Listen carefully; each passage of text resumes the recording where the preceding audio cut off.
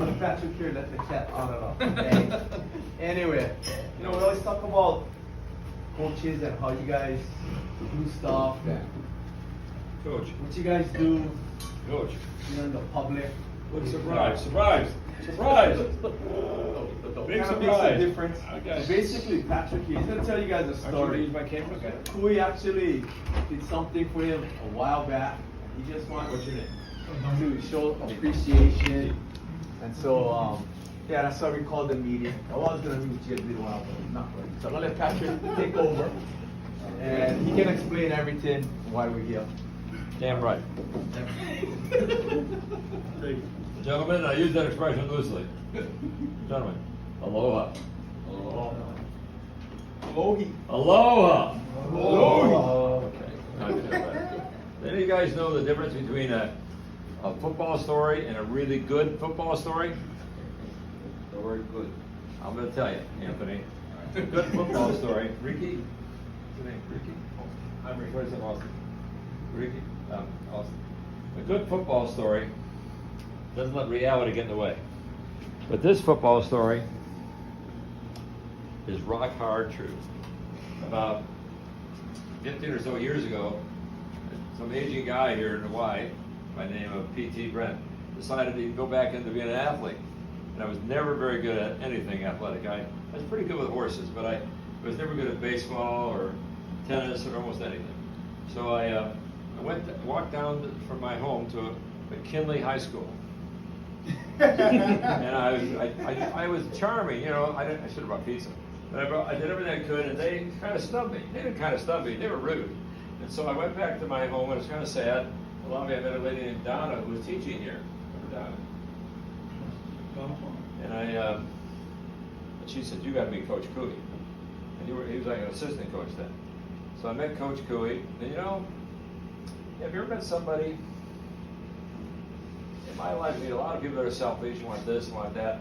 I don't have time to bear it, but you're a selfless guy. He really wants young people to get ahead, even one old guy. And so we started working on baseball. And he'd go remember that place back there where we got all the cyclone fences?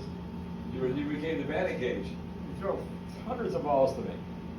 And then my hitting got halfway decent, as long as you don't throw fast. So then we hit 5 balls. So I went and played with the Chicago Cubs, both their winter camp and at Wrigley Field, Chicago. And I was really bad at fielding, but my hitting was good. And then a year later, my daughter's at Notre Dame, checking something out. She brings me to the new fantasy football camp at Notre Dame, right at Notre Dame, the whole thing. That was like a dream come true for me. I was raised in inner city Chicago. I went to Notre Dame, but I didn't graduate. I wanted to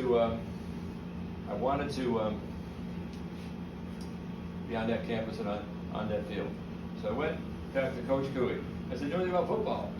Turns out he brought me here. Who's the coach here? We had the kicking, we had a kicking section there for field goals, remember? I'll tell you, I have a new respect for field goal kickers. Man, when they go like this, only half mine went in, which is pretty bad for a 3-yard kick, right? So then finally, I ended up going back to Notre Dame with 40-odd old men, and I made one of the 3 quarterbacks. I did okay, moved along, but then the next year I went to halfback and I got slammed. I had a concussion in the 4th quarter, and then I started playing safety, and now it's like 14th year, and now I just do coaching.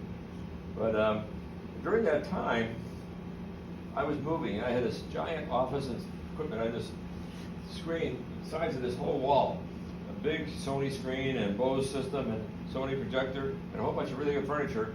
So I decided to donate it to Roosevelt as a way of doing a little payback for this coach. So then I called Coach Kui. They said his people were on the condition they went over to McKinley and let them know what they got. And I have a couple of things to show you here. Coach, you come here with me.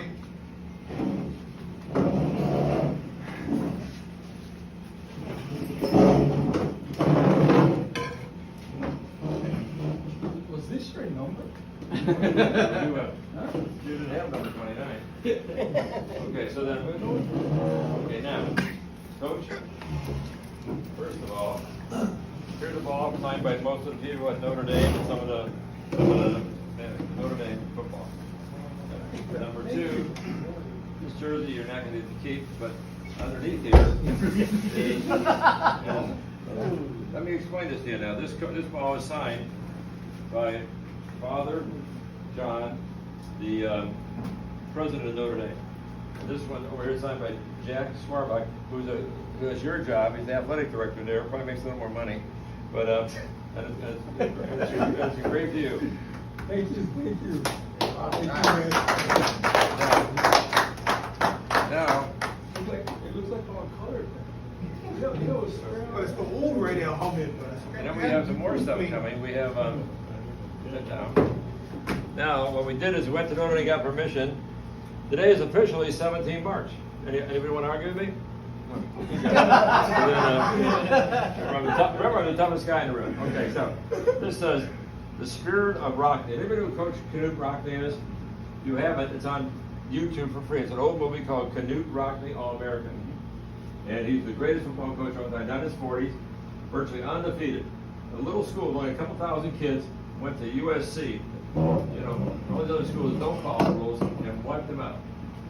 He's a phenomenal athlete. He died in an airplane crash. And so he's a legend in Notre Dame. And so we have this, the Roughriders, 17 March. And also, this is for you, Coach. Thank you, man. And Thank you. I want you to know, Coach ROCKNE is up there in the celestial world, you know, up there. He's gone on. He's playing coaching in heaven. But let me tell you something. There's a book out called The Giver's Ghost, where he actually comes back to earth. You might want to check that out. Coach ROCKNE's up there. You know something? He's looking out for you and me, Coach. He's looking out for both of us. And all you guys here at Roosevelt.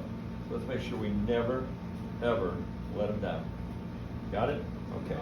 Got it. Good. Thank you. Thank you. That's the red light.